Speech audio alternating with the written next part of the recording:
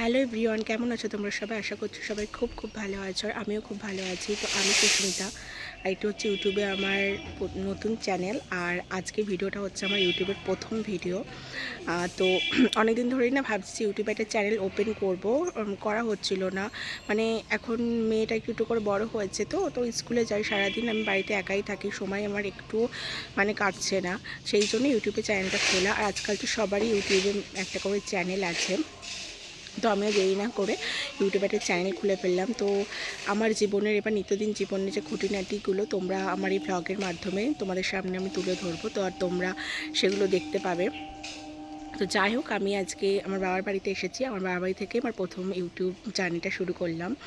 তো এটা হচ্ছে আমার বাবার বাড়ির ছাদ, এখানে প্রচুর গাছপালা আছে, তো পরিবেশটা খুব সুন্দর, ভালো লাগে। আর হচ্ছে ঝিরিঝিরি, ওই জন্য আর কি ভালো লাগছে বেশি, সেই জন্যই আর কি ছাদে এসে ভিডিওটা করা।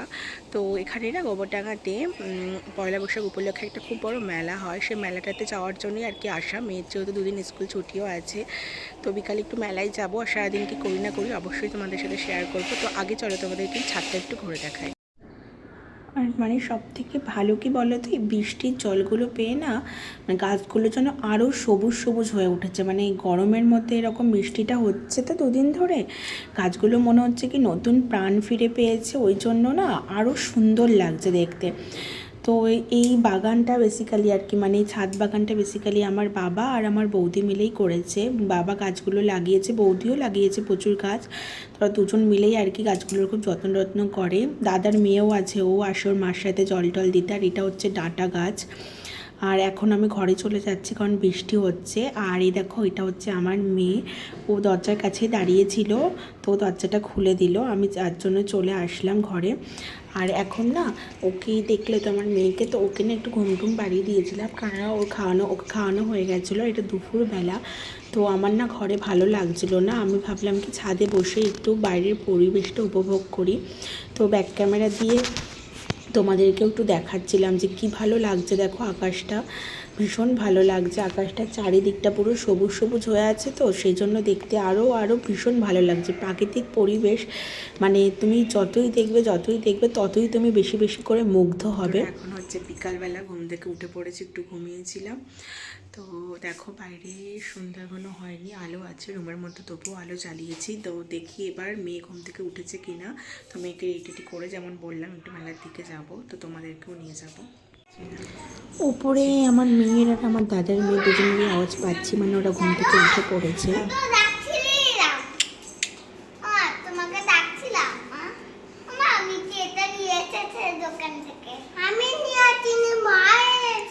সত্যি? তো বাচ্চাগুলো ললিপপ খাচ্ছে, আর মা এখানে সন্ধ্যা আরতিটা করছে। আর মানে আমার বৌদি মনে হয় দোকানে গেছিলো, তো ওদের দুই বোনের জন্য দুটো ললিপপ নিয়ে এসছে, সে দুটোই ওরা খাচ্ছে। যেহেতু এখন সবার মতো ব্যস্ত রয়েছে, তো আমি এসে আমার রুমে একটু বসে মানে কি করবো, তো ভাবলাম যে একটু ব্লগটা অন করি, একটু ভিডিও শ্যুট করি। তো এটা হচ্ছে আমার রুম, এই বাড়িতে এসে রুমটাতে আমি থাকি। বিয়ের আগে থেকে এই রুমটাতে আমিই থাকতাম, তো বিয়ের পরে এখনও এসে আমি এই রুমটাতেই থাকি। তো বাচ্চাগুলো আবার এই রুমটাতে আসলো, ওরা একটু খেলা করছে, তোমাদেরকে দেখা। তো দাদার মেয়ে আর আমার মেয়ে এই ঘরে এসেছে দোল চড়বে বলে। এই দোলনাটা জানো তো আমার, এই দোলনাটা আর কি আমার ছোটো মামা, আমি যখন ছোট ছিলাম তো আমার ছোটো মামা পুরী থেকে এনে দিয়েছিল।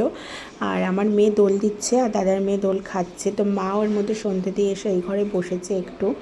তো জানো তো এই দোলনাটা মানে ছিঁড়ে গেছে, তবুও আমার মা এটাকে ঠিক যত্ন করে, মানে আর মেজো মামাকে দিয়ে দোলনাটা ঠিক করি আবার নতুন করে ঝুলিয়ে দিয়েছে। তো মা বলে কি ফেলে দিলে ফেলে দেওয়াই হলো, কিন্তু এই জিনিসগুলোর সাথে অনেক স্মৃতি জড়িয়ে থাকে, সত্যিই তাই। মানে পুরোনো জিনিসের সাথে প্রচুর স্মৃতি জড়িয়ে থাকে। তো এইখানে তিতিনের জন্য দুধটা গরম করছিলাম, ওকে খাইয়ে নিয়ে আমরা এখন রেডি হয়ে পড়ে গেছি যে এবার মেলার উদ্দেশ্যে বেরোবো। তো এখানে আমরা কেমন কি রেডি হয়েছিলাম সেটাই সবাইকে দেখাচ্ছিলাম। দেখো দাদার মেয়ে লজ্জা পেয়ে আবার আমার ওড়নার নিচে লুকাচ্ছে, এটা হচ্ছে আমার বৌদি। তো এখন আমরা দেখো ভ্যানে করে সবাই মেলার উদ্দেশ্যে যাচ্ছি, আমি, মা, বাবা, আমার মেয়ে, দাদা আর যায়নি, বৌদি আর দাদার মেয়ে, আমরা এই পাঁচজনে মিলেই মেলাতে গেছিলাম, 5 জনে না সরি 6 জনে মিলেই মেলাতে গেছিলাম। তো মেলাতে গিয়ে তো প্রচুর এনজয় করেছি, অনেক কিছু কেনাকাটাও করেছি, অনেক কিছু। আর অনেক দিন পর মেলাটাতে এসেছি, তো মানে অনেক দিন বলতে আগের বছর মেলাটা আমি আসতে পারিনি, এই বছর এসেছি, 1 বছর পাইনি মেলাটা।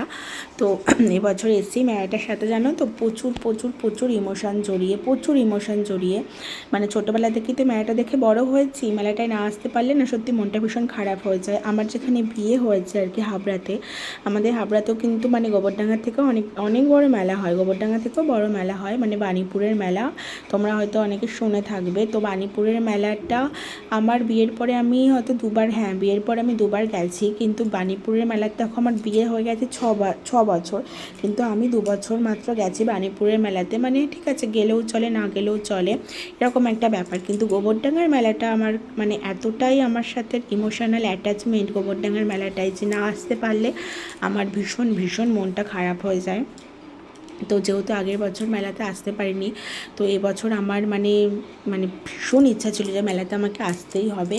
তো আর ঠাকুরও মানে মিলিয়ে দিয়েছে, সময় করিয়ে দিয়েছে আর কি, যেহেতু তো মেয়ে এখন স্কুলে ভর্তি হয়েছে, তো এদিকে আসতে গেলেই স্কুলটা কামাই হয়ে যায় ওর, আর ওকে টিউশনিও পড়াতে আসে, সেই জন্য আসলেই স্কুল টিউশনি সব অফ হয়ে যায়, সেই জন্য সেভাবে বাড়ি থেকে এখন আর বেরোনো হয় না। তবুও মেয়ের না এই যে 2 দিন ছুটি পড়েছে, মানে গুড ফ্রাইডে ছিল শুক্রবার আর স্যাটারডে আর সানডে তো ছুটিই থাকে, তো 3 দিন ছুটি। তো আমি ভাবলাম ঠিক আছে 3 দিন মেলায় আসবো, এসে মেলা মানে যে 2 দিন আর কি মেলা ঘুরে মেলাটা ফুলটা এনজয় করে তারপর আমি আবার হাবড়া ব্যাক করব। তো এই দেখো মেলার যে দোকানগুলো বসেছে সেইগুলোরই ফুটেজ আমি একটু একটু করে নিচ্ছিলাম তোমাদের সাথে শেয়ার করব বলে। তো মেলা থেকে তো অনেক কিছুই কেনাকাটা হয়েছে, যদি বাড়ি গিয়ে সম্ভব হয় তো তোমাদের সাথে সেগুলো দেখাবো, আর যদি না পারি তাহলে পরের দিনের ভিডিওতে তোমাদের সাথে সেগুলো শেয়ার করব। কারণ সত্যি মেলাতে না হেঁটে হেঁটে আর কাদা হয়েছে, তো ভীষণ কাদা, সেভাবে হাঁটাও যাচ্ছে না, মেয়েকে মাঝে মধ্যে কোলেও নিতে হচ্ছে, ওই জন্য না খুব কষ্ট হয়ে গেছিলো মেলাতে। তো তোমরা ভিডিওটা দেখতে থাকো।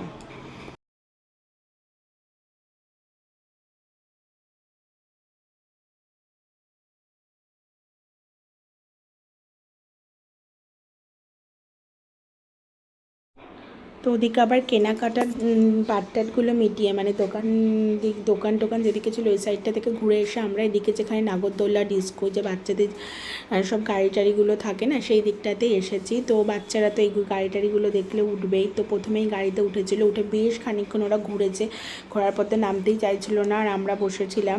তারপর আসলে এই স্লিপগুলোতে মানে এই স্লিপগুলোতে মধ্যে বল থাকে, তো ওরা ভীষণ এনজয় করে, তো বাচ্চাগুলো ভীষণ এনজয়ও করছিল। আর কপিরাইট এসে যাওয়ার ভয়ে আমি তো মেলার কোনো রকম সাউন্ড অ্যাড করতে পারিনি, যদি অ্যাড করতে পারতাম তাহলে তোমরা বুঝতে পারতে ওরা কতটা এনজয় করেছিল, মেলাতে প্রচুর এনজয় করেছে। মেলা দেখে আমরা এখন বাড়ি চলে এসেছি, এত কষ্ট হয়ে গেছে, তো অনেক শপিং করেছি, সেগুলো কালকে তোমাদের সাথে শেয়ার করবো। তো আজকের মতো ব্লগটা এখানে শেষ করছি, টাটা।